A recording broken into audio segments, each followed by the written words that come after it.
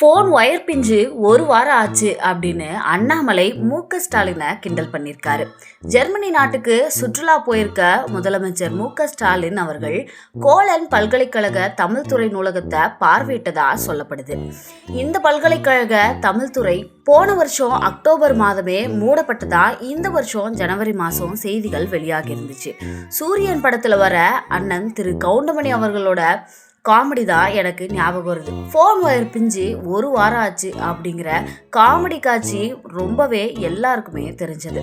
முதலமைச்சரோட நகைச்சுவை நாடகங்களும் அதுக்கு கொஞ்சம் கூட குறைஞ்சதில்லை அப்படின்னு அண்ணாமலை முதலமைச்சரை கிண்டல் அடிச்சிருக்காரு. முதலமைச்சர் மு.க.ஸ்டாலின் தன்னோட வீண் விளம்பரங்களை நிறுத்திக்கிட்டு கோலன் பல்கலைக்கழகத்துல மீண்டும் தமிழ் துறையை எப்படி கொண்டு வர்றதுங்கிற உரிய நடவடிக்கைகளை எடுக்கணும் அப்படின்னு அண்ணாமலை வலியுறுத்தியிருக்காரு.